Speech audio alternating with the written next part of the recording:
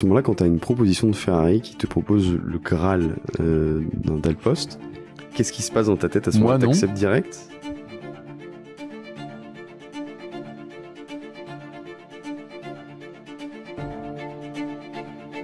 Je sais que ce que je fais depuis 30 ans,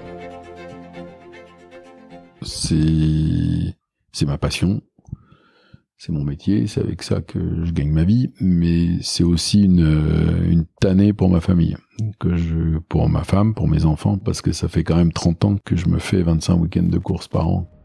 On a monté à RT et on a eu une première saison exceptionnelle parce qu'on avait Nico Rosberg et Alex Préma, 2 rookies. Nous, on n'avait jamais été plus loin que la Porte d'Orléans et on gagne le championnat F2. Donc on fait la même année Lewis en F3 et Nico en F2. Donc là, si on considère que arriver chez Ferrari comme team principal, c'est le Graal, toi, est-ce que... Non, ça ne l'est pas. C'est quoi le Graal pour toi, alors? C'est de gagner. Toto, je l'ai rencontré, ça devait être fin 2002, quand on a monté le projet avec Mercedes, et le comble du comble, c'est que c'est moi qui l'ai emmené par la main chez Mercedes. Et il y est resté, lui.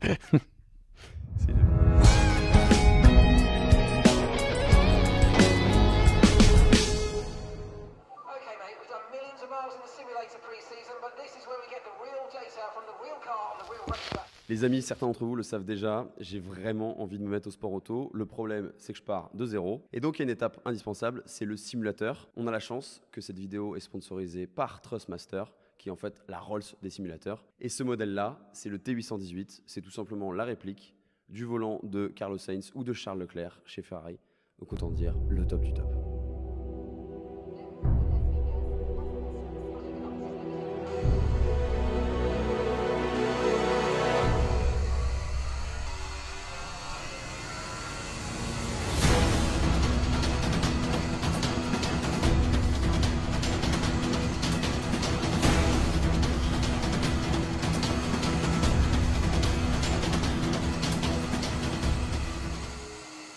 Bon, par contre, les chronos, c'est toujours pas ça. Mais je connais quelqu'un à Maranello qui va pouvoir m'aider.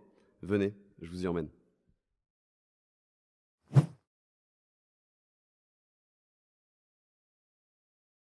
Ouais. On y va.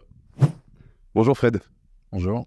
C'est un plaisir de te recevoir dans la boîte à gants. Je suis ravi d'être ici, là, en fait, dans tes bureaux. Donc, on est à C'est moi qui vous reçois. C'est toi qui nous reçois. C'est toi qui nous reçois. On est à Maranello, chez la Scuderia Ferrari.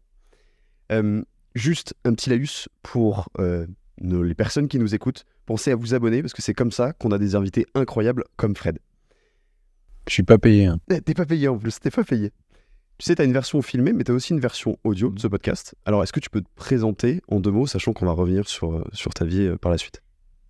Oula, 2 mots, ça va être compliqué, mais voilà, j'ai 55 ans, je suis ingénieur de formation, j'ai fait à peu près toutes les disciplines de course auto de la Terre, partant de la Formule Renault jusqu'à la F1 aujourd'hui, et pour finir ici à la Scuderia.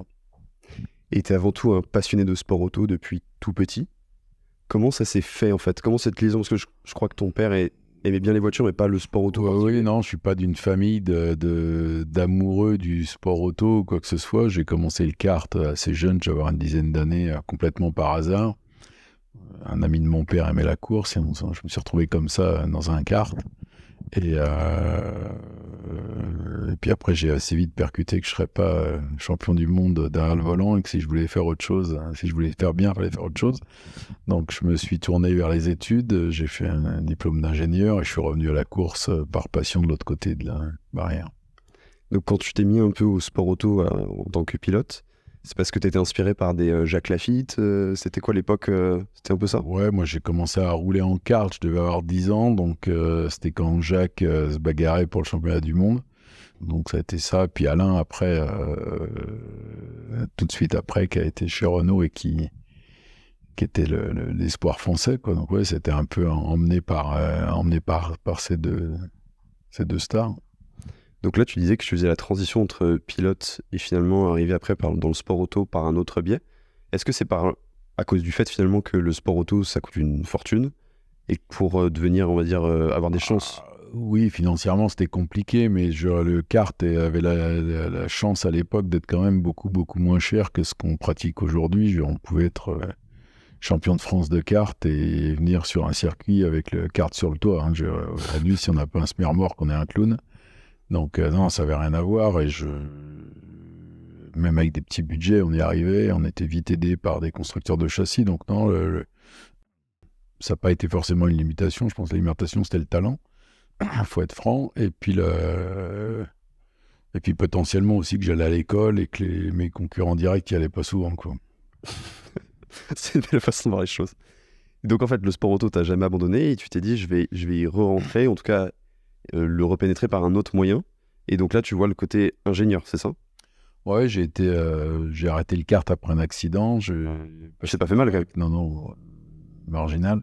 J'ai passé le bac et j'étais en prépa. Et puis assez vite, je me suis dit que voilà, que ma vocation, c'était plus de faire un G, de travailler de ce côté-là. Et puis, du coup, j'avais des pilotes qui roulaient avec moi en karting, qui étaient dans les juniors séries Formule Ford, Formule Renault, et on s'est retrouvés assez rapidement comme ça.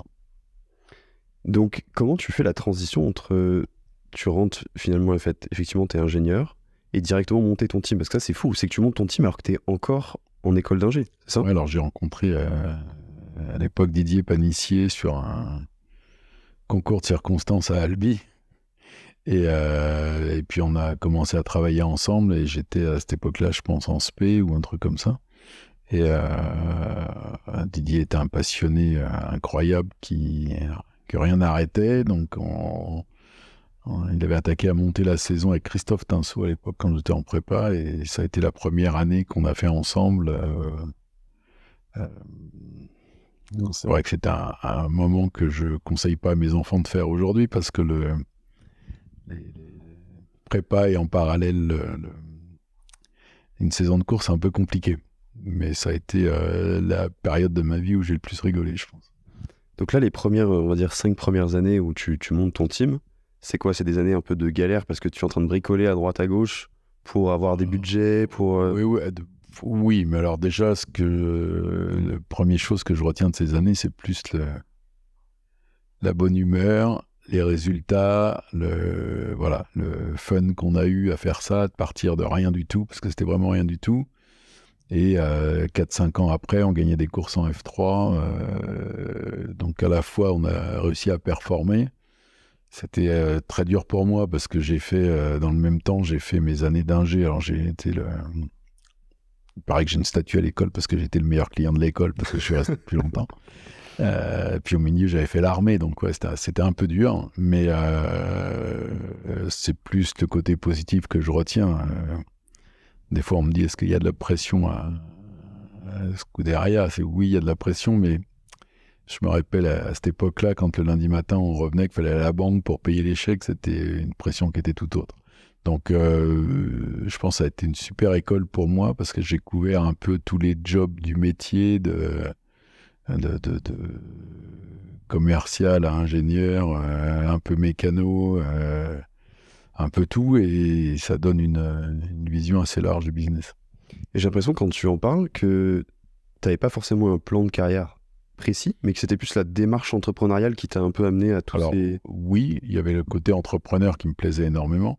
Et puis, il y avait le fait de mixer ça avec ma passion de la course, de retrouver des pilotes que, pour certains, je connaissais bien. Donc, c'était vraiment un environnement qui était super parce que ça mixait tout. Et j'arrivais malgré tout à faire ça en parallèle de mes études. Et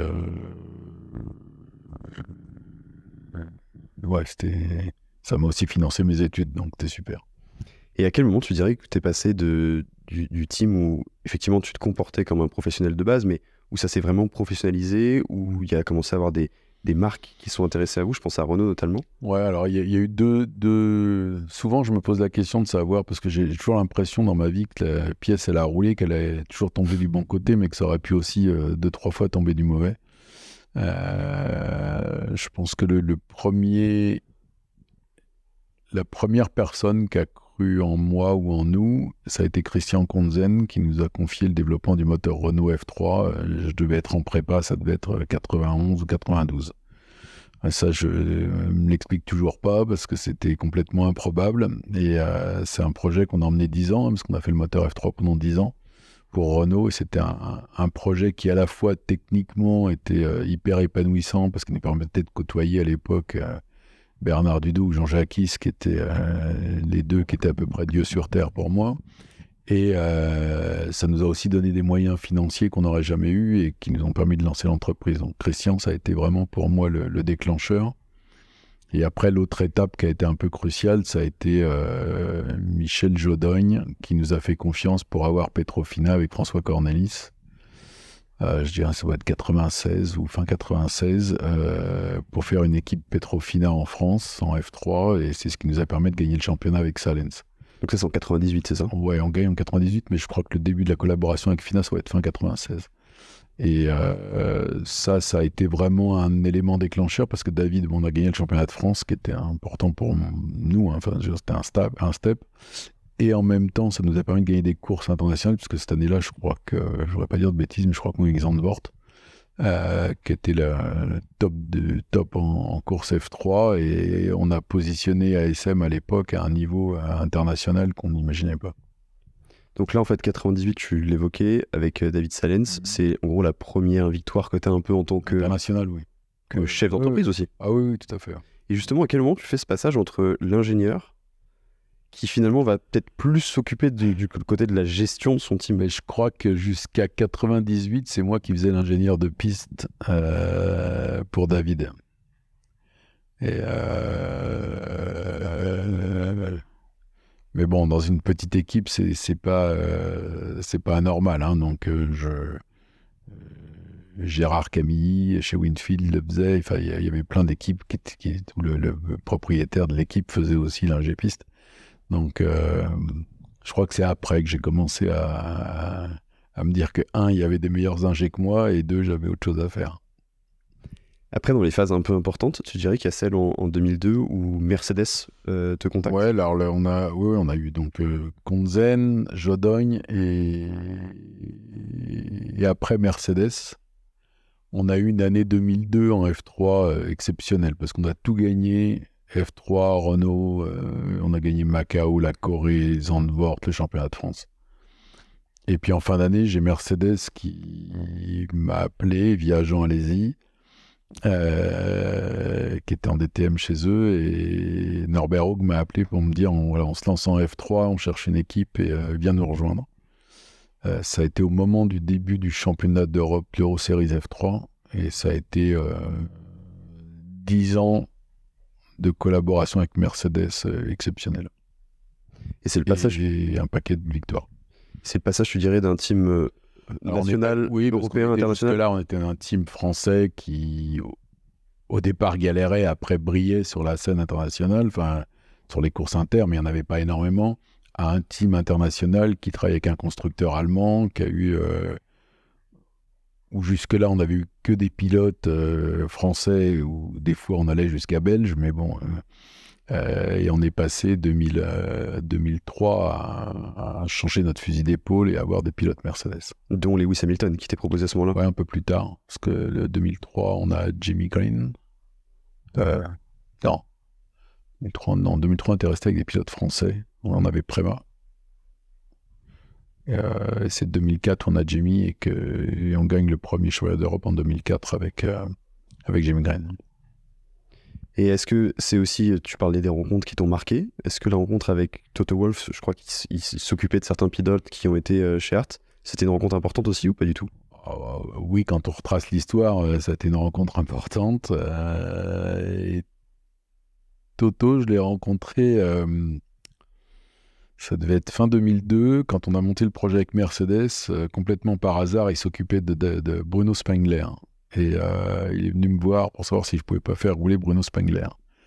Et le comble du comble, c'est que c'est moi qui l'ai emmené par la main chez Mercedes. Et il y est resté, lui. C'est le comble de l'histoire. Après, si on suit la chronologie, donc c'est là où tu crées Art Grand Prix avec plus tard. Alors, ouais. Je suis un peu perdu dans les années, mais je crois que 2004, non ? Ça doit être 2004, parce que je pense que le premier championnat F2, enfin GP2 à l'époque, ça doit être 2005. Ouais. Donc on s'est rencontré avec Nicolas 2004 via un de mes pilotes, Julien Bentoise, parce que Nicolas était déjà impliqué dans le management de pilotes via Massa à l'époque. Et il voulait monter une équipe F2 pour être un peu plus présent côté équipe. Et puis nous, on voulait aller en F2 parce qu'on avait on venait de gagner le championnat F3. Mais on n'avait aucune structure commerciale. Et naturellement, on s'est bien entendu. On a monté ART. Au départ, qui était un peu une coquille vide parce que c'était ASM qui faisait l'exploitation. On a monté ART et on a eu une première saison exceptionnelle parce qu'on avait Nico Rosberg et Alex Préma, 2 rookies. Nous, on n'avait jamais été plus loin que la Porte d'Orléans et on gagne le championnat F2 cette année-là. Hein, donc, ça a été encore une saison exceptionnelle. Et c'est l'année suivante? Et même année, en plus, on a Lewis en F3. Ouais. Ouais, la même année, on avait Lewis en F3. Donc, tous qui gagnent aussi, ou c'est l'année suivante? Ah oui, non, il gagne en F3 en gagnant 18 courses sur 20 ou quelque chose comme ça. Donc on fait la même année, on fait Lewis en F3 et Nico en F2. Et l'année suivante, Lewis passe en... L'année suivante, Lewis passe en F2. C'est ça. Et il gagne en F2. Et c'est aussi une année donc cette année-là où Lewis gagne en F2, une année qui, tu m'as évoqué, et en tout cas était assez marquante, parce que c'est l'année où je crois tu perds votre directeur technique. Ouais, c'était pas tout rose là, cette année-là. On a Steve qui était notre directeur technique, mais c'était pas dans une petite structure de, je sais pas combien on était, 20. On avait, je devais être le plus vieux, j'avais 35 ans et on était plus un groupe copain qu'autre chose. Et le fait de perdre un des membres de l'équipe, c'était dur pour tout le monde. Je crois qu'il y a eu un événement assez marquant, c'est justement que tu leur as demandé, ce jour-là, il y avait une course, s'ils voulaient vraiment rouler. C'est un peu dur d'en parler, mais c'était en test au Paul Ricard. Ouais, tu voulais pas... Non. C'est un peu dur. Quand on n'est pas habitué, je pense, à cet âge-là, à affronter cette situation. Mais je trouve que ça montre aussi, tu vois, même ton caractère, parce que je pense notamment à une autre histoire. Je pense que niveau temporalité, c'est pas la même chose, mais à la famille d'Ivies, à Nogaro. Je crois qu'il y a une histoire où à un moment, en fait, des conditions météo étaient pas bonnes. Et tu t'es mis là pour... Là, c'est Joker. Pour gêner. Ouais, c'était 98, ça. 98, on est arrivé sur la grille, il pleuvait, les pilotes se sont détachés. Et on m'en reparle beaucoup de cette histoire. Et je me suis un peu chipouillé avec André Divies, qui était le propriétaire du circuit, directeur de course, pilote de safety car, teneur de la buvette et président du collège des commissaires. Et il voulait à tout prix faire partir la course. Et j'ai dit non, on ne partira pas, les pilotes sont détachés. J'ai été sur la piste. Et bon, c'est un peu chamaillé devant la tribune. Ça m'a valu une suspension de licence et une amende. Mais bon, je regrette pas du tout. Je me suis rabiboché avec la famille d'Ivies après. Non, mais je trouve que ça montre aussi, tu vois, ton caractère. C'est-à-dire aussi, tu penses aux autres et à leur sécurité, tu vois. C'est pas juste la performance. Oui, là, je trouvais surtout que c'était complètement déraisonnable de lancer une course dans ces conditions. Donc, bon, je sais pas si je le referai aujourd'hui avec l'âge. J'imagine. Par rapport au côté entrepreneur, ce que je trouve intéressant aussi dans ton parcours, c'est que à chaque fois, quand tu as un projet en tête, tu vas vraiment au bout. Et je pense notamment, je crois en 2010, où tu as voulu tester pour monter ton team de F1. Tu es allé jusqu'au bout de l'opération. Une dynamique avec Nicolas où on avait fait 5-6 ans de F2, on avait dû gagner 4 fois sur 6 ou quelque chose comme ça. Et puis il y avait eu l'appel d'offres de la F1 à l'époque pour essayer de monter d'autres teams. Alors la F1 avait rien à voir avec ce qu'elle est aujourd'hui. Hein. Et puis c'était au moment où Toyota avait arrêté, où il y avait pas mal de places vacantes ou d'entreprises qui avaient des gros moyens et qui ne continuaient pas. Donc on avait eu le projet de faire une équipe, je ne sais plus si c'était pour 2010 ou en 2010, avec Toyota et Renault, avec le châssis Toyota et le moteur Renault. Et ça m'a pris quelques mois. Et puis je m'étais mis une date coup près où on devait avoir tout prêt, financement, contrat châssis, contrat moteur au 15 août, on ne l'avait pas, j'ai arrêté. Parce que tu sentais que c'était pas viable financièrement? Parce que je savais que la passion allait m'emmener indéfiniment si je me mettais pas une barrière et que voilà, et qu'après au bout d'un moment c'était complètement déraisonnable. Déjà que c'était pas hyper raisonnable, mais ça serait devenu complètement déraisonnable. À côté de ça, vous roulez aussi, on en parlait tout à l'heure, mais quelques années plus tard en DTM.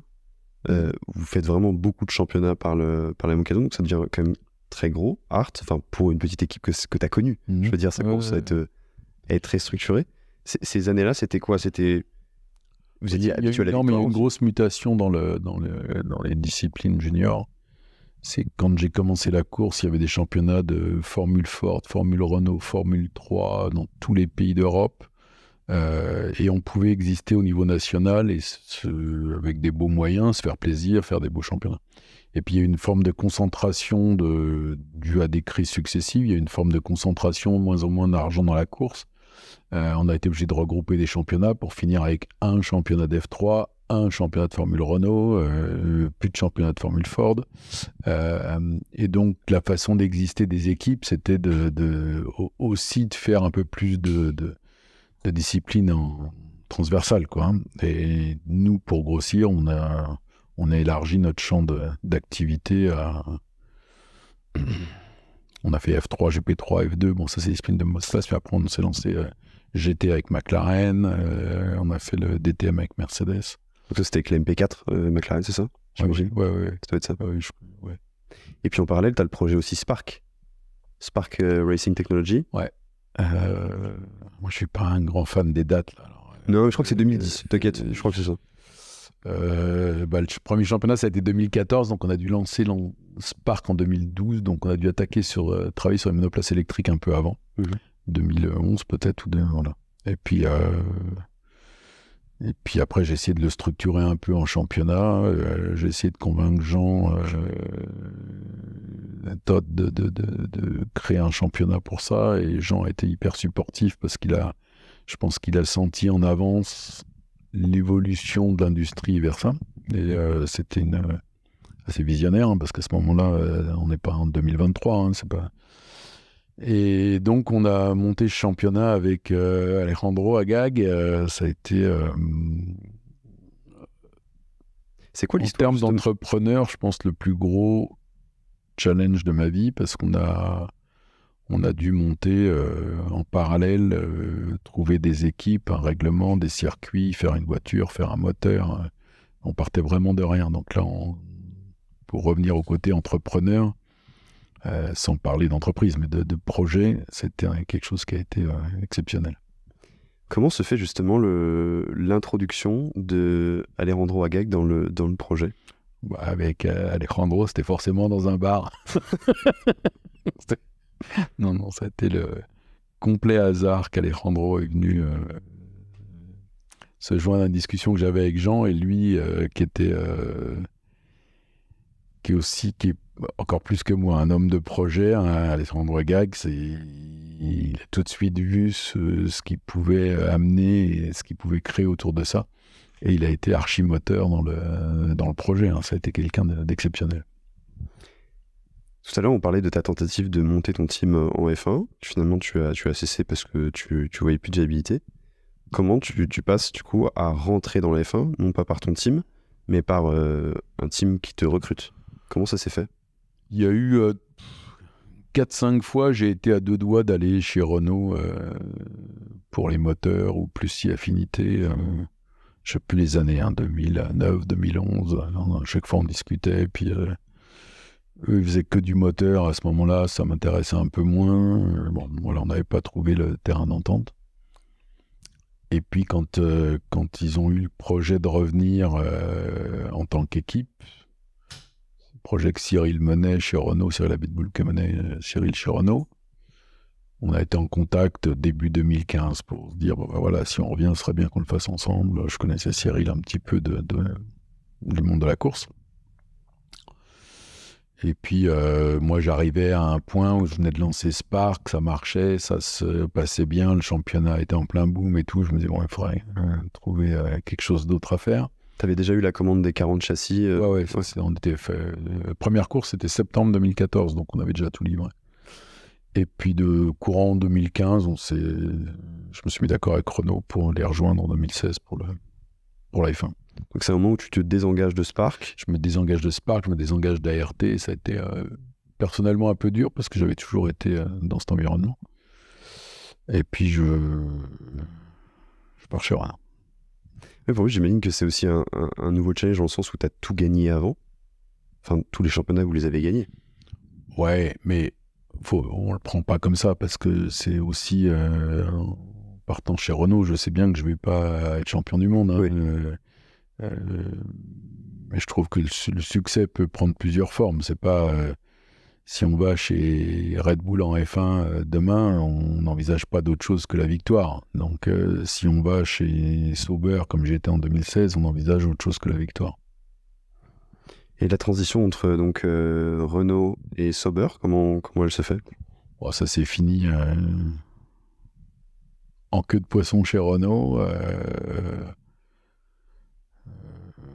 L'organisation était très bizarre, il y avait trop de politique, trop de monde, tout le monde parlait, donc voilà, au bout d'un moment j'ai dit ça me plaît pas, j'ai dit soit on change, soit je pars, je suis parti. Donc tu arrives chez Sauber? Un peu après parce que je m'étais...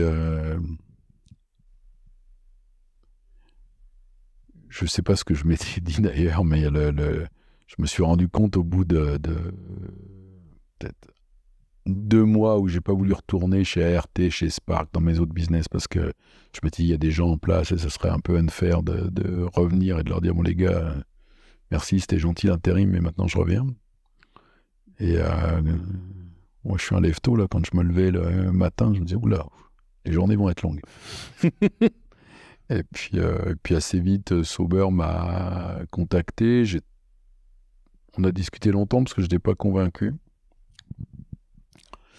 Il partait avec Honda à l'époque, je voulais pas du tout. Enfin voilà, donc puis on a fini par trouver un terrain d'entente et j'ai été là-bas juillet 2016. Ouais.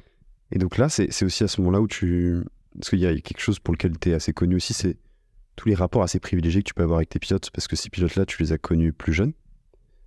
C'est là, à ce moment-là, d'ailleurs, que tu fais revenir Charles Leclerc, qui est maintenant ici chez Ferrari.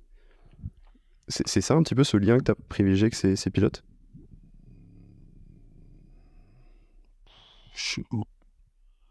C'est plus les circonstances qu'un projet, hein, parce que des fois ça se fait pas, des fois il y a pas des pilotes, il n'y en a pas beaucoup, ils sont pas chez ART. C'est sûr que j'ai des liens privilégiés parce que je les ai connus, pas parce qu'ils imaginent que je suis le meilleur, hein, mais parce que je les ai connus tout petits, quoi. Donc forcément ça crée des liens différents. Et en F1, j'ai l'avantage d'en avoir une dizaine qui viennent de chez nous. Donc oui, voilà, c'est plus facile pour moi de travailler avec quelqu'un que je connais depuis tout petit. Mais le contre-exemple, c'est Carlos cette année, avec qui je m'entends très bien, avec qui ça se passe bien, qui n'a jamais roulé chez ART, mais que je connais de par les Junior Series depuis longtemps. Ouais, donc tu as eu ces liens quand même quand ils étaient plus jeunes, donc tu as peut-être moins le côté entre guillemets star qu'ils peuvent avoir maintenant aussi. Ouais, mais alors là, je les considérais rarement comme une star. Donc, Sauber devient Alpha. Et ensuite, comment se fait la... Est-ce qu'il y a une anecdote particulière quand Ferrari vient te chercher? Tu t'y attendais? C'était... Non, enfin, ça s'est fait de façon très bizarre parce que j'ai eu l'occasion de discuter avec Ferrari, avec les employés de Ferrari ou avec John Elkann pendant très longtemps parce que en fait, c'était nous chez Sauber, on roulait avec les moteurs Ferrari et on était sponsorisé par Stellantis, donc on était un peu dans cette galaxie-là. Et ça a été annoncé par la presse à Abu Dhabi, alors que j'avais pas discuté avec Ferrari encore, mais on est arrivé à Abu Dhabi, la presse annonçait partout que je remplaçais Binotto, alors qu'on n'avait pas eu de contact. C'était un peu étrange. Bon, Et puis, c'est comme ça, c'est la vie. Et puis la semaine suivante, après Abu Dhabi, ça s'est fait en 3 jours. Le fait finalement que t'aies fini aussi, que vous ayez fini 6e du championnat en 2022, j'imagine que ça a aussi grandement aidé, parce que c'est le meilleur résultat d'Alpha à ce moment-là. Ouais, ça a aidé, je pense pas dans le choix de Ferrari, ça a aidé dans ma position à moi, où je pense que c'était l'objectif le plus haut que je m'étais fixé pour Sauber, où je me disais, avec nos moyens, nos tailles d'entreprise et tout, ça sera difficile de faire mieux. Enfin, déjà, il fallait qu'on mette Aston Martin derrière. Et puis devant nous, c'était McLaren, quoi, hein, ou Alpine, je ne sais plus, McLaren certainement. Donc, on venait un peu se battre dans une cour qui n'était pas la nôtre. Donc j'avais un peu le sentiment du devoir accompli chez Sauber, et de me dire que, ayant mené aussi les négociations de la vente à Audi durant l'année, j'avais l'impression de laisser une situation propre. À ce moment-là, quand tu as une proposition de Ferrari qui te propose le Graal d'Alpost, et toi, est-ce que tu repenses aux années où tu as débuté, tu galérais? Qu'est-ce qui se passe dans ta tête à ce moment-là? Tu acceptes direct? Non, pas du tout. Je suis pas trop sentimental à penser au passé, à ceci, à cela. Je suis plus à me projeter dans l'avenir et à me dire, bon alors, quelles vont être les galères, quels vont être les points positifs, C'est plus ma femme, quand on a discuté, qui m'a dit, mais je sais même pas pourquoi tu réfléchis, souviens-toi du passé. Donc c'est vrai. T'as presque interdit de refuser, quoi. Bon, interdit, sans aller jusque-là, mais je sais que ce que je fais depuis 30 ans, c'est ma passion, c'est mon métier, c'est avec ça que je gagne ma vie, mais c'est aussi une tannée pour ma famille, pour ma femme, pour mes enfants. Peut-être que ma femme, elle est contente que je sois pas tout le temps là, mais pour les enfants, parce que ça fait quand même 30 ans que je me fais 25 week-ends de course par an, quoi. Voire même plus à certaines époques où on faisait F2, F3, Formula I. Des fois, j'ai dû faire 30-35 courses par an. Donc, je sais de la pression que je mets, les contraintes que je mets sur la famille. Donc, je pense que là, allant chez Ferrari, c'était pas un autre niveau, hein, parce que le commitment, il n'est pas pire chez Ferrari ou meilleur chez Ferrari que chez Sauber. Je pense que la grosse différence aussi pour la famille, c'est l'exposition. Donc, voilà. Comment tu l'as vu, cette pression médiatique? Peut-être une pression presque même aussi des fans, parce qu'on sait que c'est des fans ou des femmes? Des fans. Parce qu'on sait que c'est l'équipe qui a le plus d'engouement, qui a une... Ouais, c'est à part. Ouais, il y a le côté latin chez Ferrari, des gens autour de l'équipe, de la presse, des tifosi, qui n'a rien à voir avec une équipe anglaise ou allemande ou suisse-allemande. En Suisse, il n'y a jamais personne qui va venir vous dire bonjour parce qu'ils ont peur de déranger, alors qu'en Italie, c'est pas ça. Donc, c'est sûr qu'il y a cet engouement et ce bruit autour de l'équipe qui est pas facile à gérer. Moi, ça m'impacte pas trop parce que je j'ai pas Instagram, j'ai pas Twitter, je suis pas sur les réseaux sociaux, je m'en fous, et que du coup, je suis pas perméable à ça du tout. Je sais que ça, tu le regarderas pas, par exemple. Non, mais mais du coup, c'est assez facile à vivre. Je lis pas la presse, voilà. Donc, mais c'est sûr que si on ouvre un peu la porte à ça, je pense que c'est très très dur. Donc là, si on considère que arriver chez Ferrari comme team principal, c'est le Graal, toi, non, ça ne l'est pas. C'est quoi le Graal pour toi, alors? C'est de gagner. Sur la position... vaut mieux gagner ailleurs que perdre chez Ferrari, quoi. Attention, l'objectif final, c'est forcément la victoire. C'est ce pourquoi tu es venu ici, de toute façon. C'est l'unique. En fait... Oui, je pense que le plus beau challenge du paddock, ça on me le dit souvent dans les interviews, mais c'est vrai que je pense que le plus gros challenge du paddock, c'est de gagner avec Ferrari. C'est parce que ça fait quelques années que Ferrari court après, parce que c'est possible, parce qu'on a des vrais moyens techniques, humains et tout. Donc, puis c'est ce que les gens attendent, c'est ce on sent qu'il y a un engouement autour de ça. Donc oui, c'est le plus beau challenge du paddock. Est-ce que tu dirais aussi, si je remets en perspective par rapport au fait qu'il y a un moment où tu voulais créer ton team, là tu peux vraiment concentrer tous tes efforts sur la performance pure et aller délivrer, t'enlever peut-être les tracas, tu sais, que tu as pu avoir, toi en tant qu'entrepreneur, tu le disais, donc le stress d'aller à la banque et... Oui, mais ça on les a toujours parce qu'on a une équipe de course, c'est pas des machines et des softwares, hein, c'est 1500 personnes hein, avant tout. Donc c'est de gérer des gens, de gérer des sponsors, voilà. Ça fait partie du métier. Et puis honnêtement, moi j'aime plutôt bien le faire. Tu es réputé pour être aussi un homme fédérateur, et monter des équipes, les amener vers un but et savoir déléguer aussi. C'est ça aussi le vrai talent.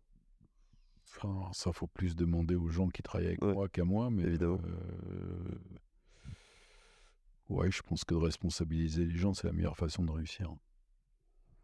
Par rapport à ce qu'on a pu voir sur l'endurance, la victoire cette année de Ferrari en endurance, d'ailleurs c'est là où on s'est rencontrés.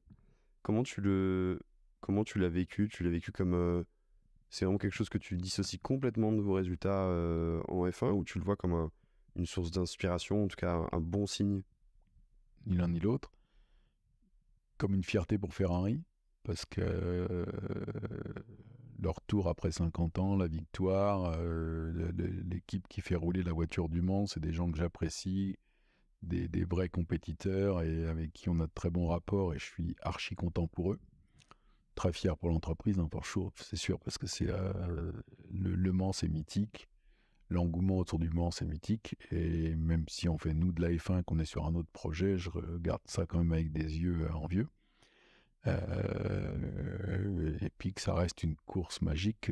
Enfin, j'ai été là-bas le week-end du Mans et c'est une épreuve que j'adore. Donc de la gagner, je sais que j'y suis pour rien et je m'attire aucun mérite et aucun laurier de cette victoire, hein, absolument zéro. Mais je suis très très fier pour Ferrari et très content pour Antonello. Je crois que tu y vas chaque année d'ailleurs au Vainqueur du Mans. T'en loupes rarement. Ouah, ça m'arrive parce que quand on fait 25 week-ends de course, d'aller voir les courses des autres, c'est parfois un peu compliqué. Mais ouais, c'est quelque chose que j'ai fait avec ART il y a quelques années. On fait, je sais plus, on fait le podium. Je sais plus si on fait 2 ou 3 en 2018, 19 là. Et ça reste, je pense, en tant qu'entreprise, en tant qu'équipe, c'est une des plus belles choses qu'on puisse faire. Tu parlais tout à l'heure de Jean Todt par rapport à votre projet sur Spark. Il y a forcément, j'imagine, plein de gens qui te font la comparaison parce que Jean Todt, Ferrari, etc. Comment, vu que tu disais que tu es hermétique à la com, c'est pas une pression qui te... Non, je suis pas hermétique à la com, je suis hermétique à la presse. À la pression. Aux mauvais commentaires ou aux bons commentaires et tout. Je pense que si on veut faire notre métier de façon sereine, faut surtout pas se faire influencer par les commentaires et les jugements de la presse. C'est-à-dire de ne pas attaquer à lire, ne pas attaquer à... Sinon, inconsciemment, on a forcément notre jugement qui est influencé par ça. On a suffisamment de contacts dans l'entreprise, suffisamment d'informations, de data pour pas prendre des décisions en fonction du commentaire d'un tel ou d'un tel. À côté de ça, tu as 4 enfants et tu me disais que... Tu es la même femme. Genre, je tiens à le préciser. 4 fils, c'est ça? Ouais. Et tu les as pas forcément cités à faire du sport auto? J'ai même tout fait pour qu'ils en fassent pas.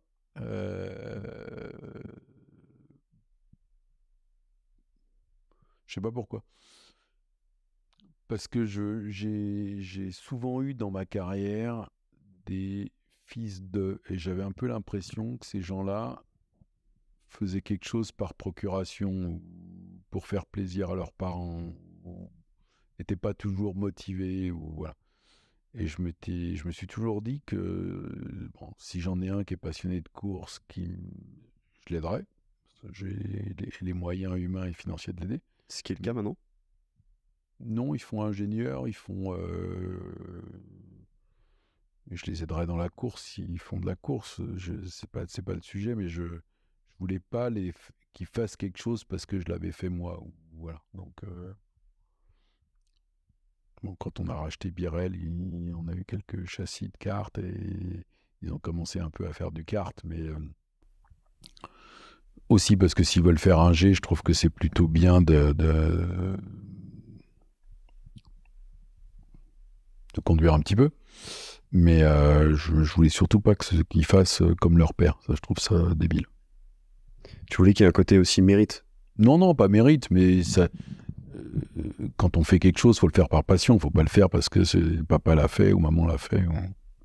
J'ai envie de te dire que ton métier serait difficilement faisable sans passion.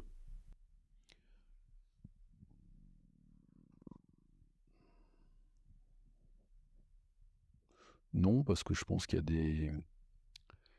a des domaines d'activité qui sont tout. Je pense pas que la F1 soit un milieu exceptionnel enfin,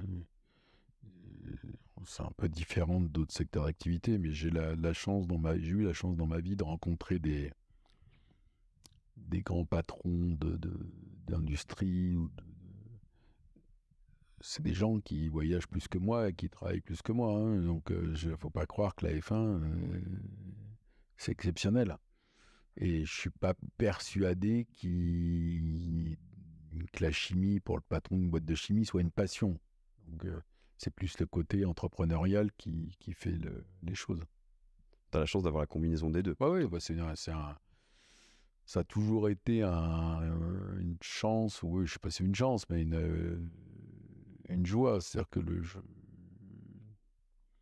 même dans les moments difficiles, quand je suis sur le pit wall, voilà, je vis la course et je sais que quand je suis à la maison, entre deux week-ends, des fois je regarde des courses. Quoi. Voilà, je suis... La passion. Ouais. Je sais qu'on a un timing assez serré, donc je vais tâcher de le respecter et on le respectera. J'ai toujours une question traditionnelle pour finir les podcasts. Qu'est-ce qu'on peut te souhaiter pour la suite, que ce soit professionnellement, personnellement, sur tous les aspects de ta vie?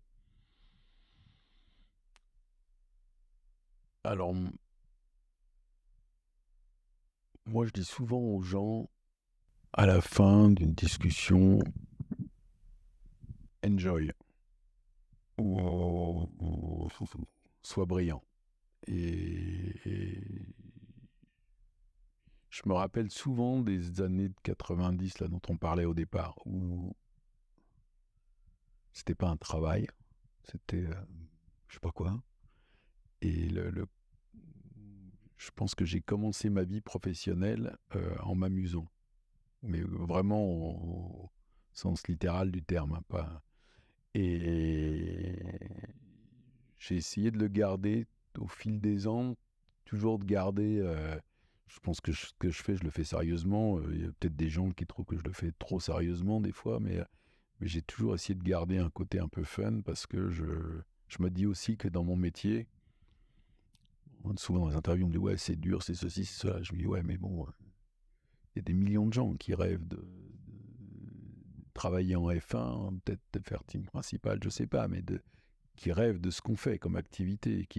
Aujourd'hui, on va à Silverstone, il y a 480 000 personnes. Les gens, ils rêvent tous de travailler là-dedans. Enfin, je veux dire, faut. Donc, voilà, j'essaye de.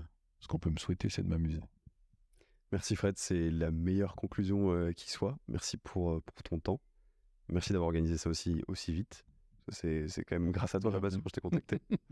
Donc vraiment, merci pour tout ça. À bientôt, Fred. Ciao. Ciao.